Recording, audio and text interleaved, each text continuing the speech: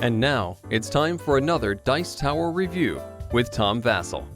Howdy folks, I'm Tom Vasel, and today we're taking a look at a little game from Blue Orange called Animix.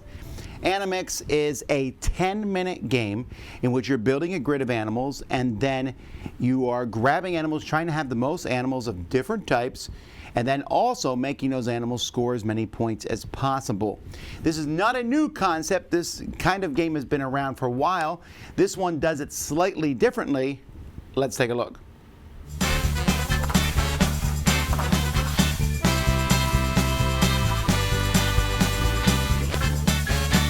There are 8 different animals in Animix. You see 5 of them out here on the board. There's another 3 here. You're going to use a certain number of animals per player. So if in a 4-player game, we use 5 animals.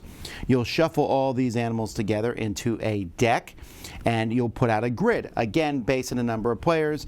In a 4-player game, it's 5 by 5. In a 7-player game, it would be 6 by 6. In a 3-player game, it would be 4 by 4, etc. Each player is going to draw a handful of 6 cards, and you're going to be playing 6 times, starting with the first player. You have 2 options on your turn. You take a card from your hand without showing anybody and put it face down in front of you. The other option you have is to pick a card in the grid, so I could pick this one for example, and put it face down in front of me, and then take a card from my hand and place it in that spot.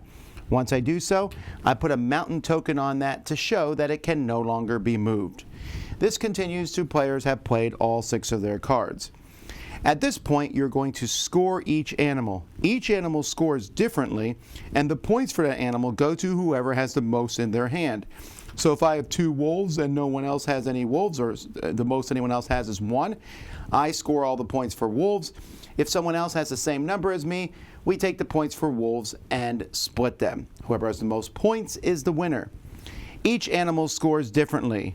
Monkeys here will score for whatever column has the most monkeys in it. You get 2 points per monkey. So in this particular grid, monkeys right now are worth 6 points. 2, 4, 6, because this column has 3 monkeys in it. Pelicans are going to score points based on how many are next to each other diagonally. So right now, not very many. There's only 2 here. So that would be only 4 points. If it was like this, that would be 6 points for the pelicans. Elephants are very similar to monkeys, except for they are rows.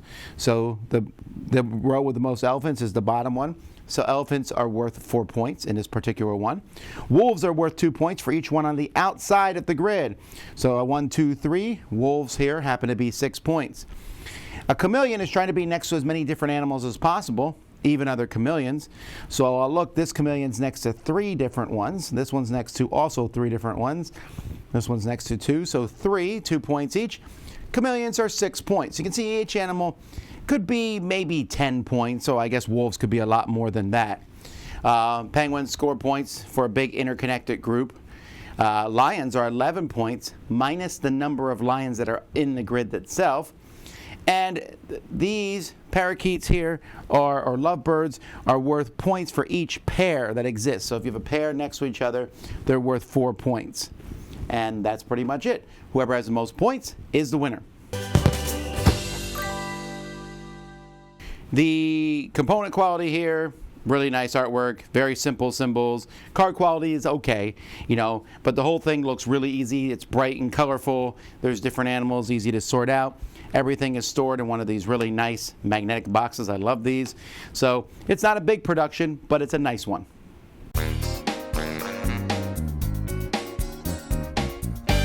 In the board game hobby, we call these games fillers. This is the very definition of a filler. A game, it says 10 minutes on here, that is completely accurate. You realize you play 6 cards over the course of this game. Now this is something I might complain about in other games. I don't complain about it in a 10-minute game. And I really enjoy Animix because of its simplicity, and yet it offers in what I consider to be some very deep, meaningful choices in those 10 minutes. So What you have here is you're trying to have the majority of animals, but you're also trying to make the animals that you have a majority of score, which is a bit of a paradox because the more cards of that animal you put out on the board, the less you have in your hand. So what you're trying to do is you are trying to make animals you have in your hand, or you're trying to put a bunch of animals in front of you that already are scoring well on the board, and maybe if there's an animal you're not collecting some of, you might pick those up or move those or what have you to mess them up. But it's a tricky thing to do, and at the same time, it isn't overwhelming. Every single card I say that scores here is really simple. None of them will score a ton of points. The highest, I suppose lions could score you 11 if you have no lions on the board. I've never seen it happen. And lovebirds could score a lot of points if you have 3 pairs. That's 12 points. But we're talking 4 to 12 points usually per animal. Well, I guess they could score less than that. And that makes it pretty quick, pretty simple, not overwhelming, not crushing. It's that majority. You only have 6 cards. So if you keep 3 of one animal, you're probably going to win that animal, but you may win only that animal. While if you keep 2 pairs of 2 animals, you might win all 3 of those or tie with other people and get fewer points. I feel and fear almost that I may be talking about this game more than it warrants. It's just simple, it's light and fun. But I'm always tickled when I play a game like this and I'm like, wow, it's the year 2020. Little card games like this have been around. There's a game called Botswana, which is based on a game called Loco, which has some similarities to this. That's been around for well over a couple decades. But this one feels a little bit different. The grid, the fact that you can switch out the different animals, so every game is slightly different. You know, with the 8 different animals, it's fast. Kids can play it, adults can play it. This is the kind of game that just makes me glad that it exists. It's a lot of fun. Check it out, Animix. Dice Tower Judgment approved.